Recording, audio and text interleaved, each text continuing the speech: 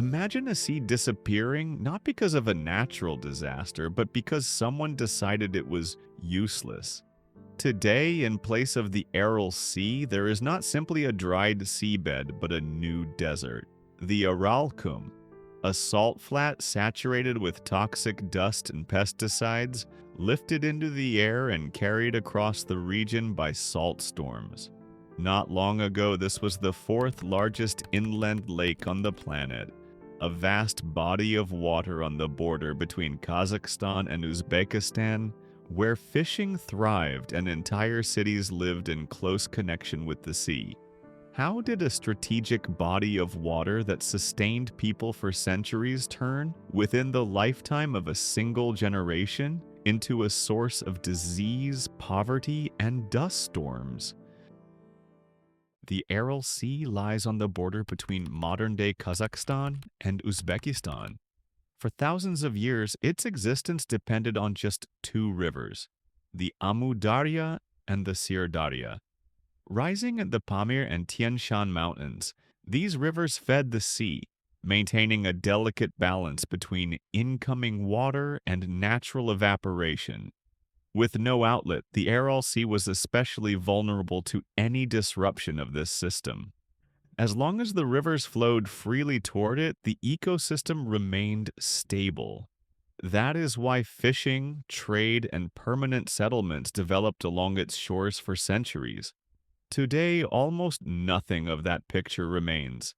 Even the city of Moynak, which once stood directly on the shoreline and depended on a large fish canning factory, processing thousands of tons of fish each year, now lies roughly 55 miles from where the sea once was. This rupture between past and present did not happen on its own. The decisive shift came during the Soviet period, when Central Asia was designated as one of the country's primary agricultural regions. Cotton and rice became the main focus, crops of strategic economic importance, but extremely demanding in terms of water. The problem was that the region's arid climate and natural conditions were poorly suited to this kind of intensive agriculture from the start. Instead of adapting farming practices to the environment, the opposite choice was made. Nature would be reshaped to serve economic goals. The Amu Darya and Sir Darya were treated as tools for meeting production targets, while the Aral Sea itself was no longer seen as essential to the region's long-term stability.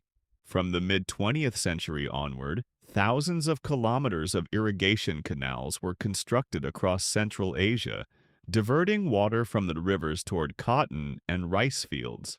These systems were built hastily, without proper waterproof lining.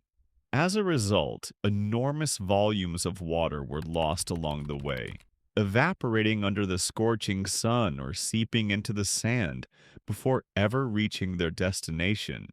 By the 1960s, specialists were already documenting an alarming trend.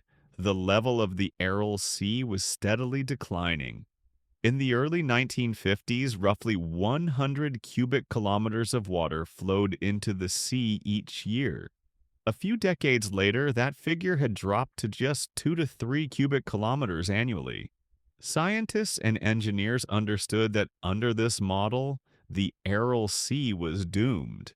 Radical solutions were proposed, including projects to divert part of Siberian rivers into the Aral Basin.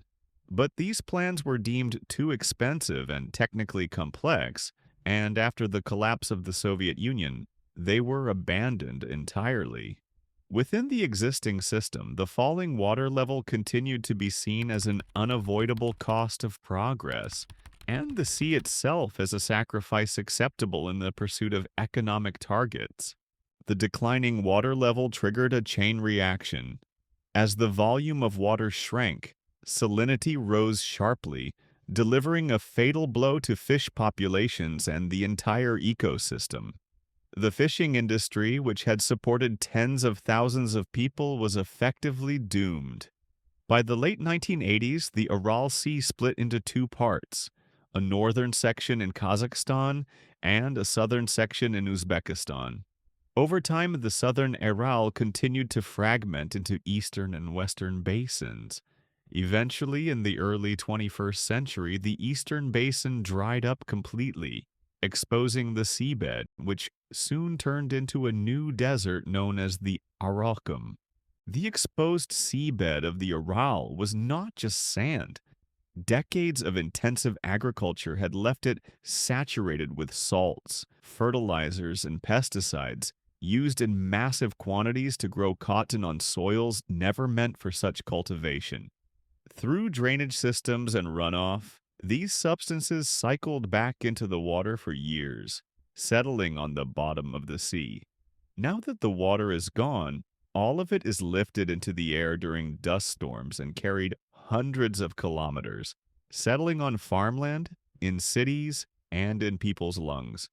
The region has seen a sharp rise in respiratory illnesses, cancer, and problems with drinking water. At the same time, the local climate has changed. Summers have become hotter and drier, winters colder, and agriculture itself, the very reason the sea was sacrificed, has begun to degrade due to soil salinization and a lack of clean water. Adding to the concern is the history of Vozrozhdeniya Island, which during the Soviet era was used as a testing ground for biological weapons. Thousands of animals were transported there and exposed to pathogens such as anthrax, plague, and other dangerous infections. As long as the island was completely surrounded by water, it was believed to be securely isolated and destined to remain secret.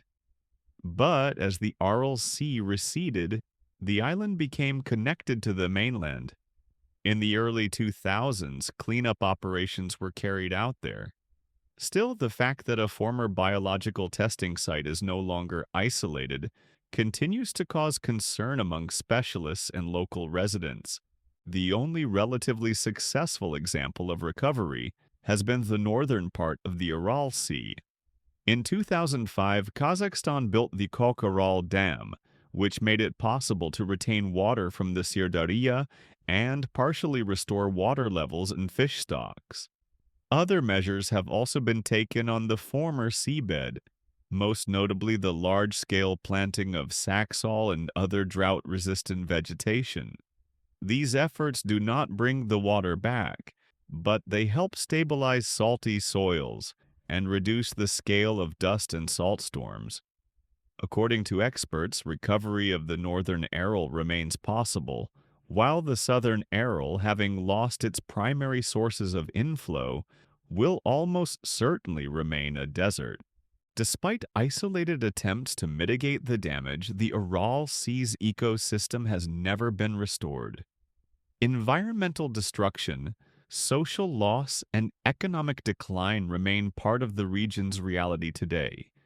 That is why the Aral Sea is considered one of the most severe human-caused environmental disasters in history.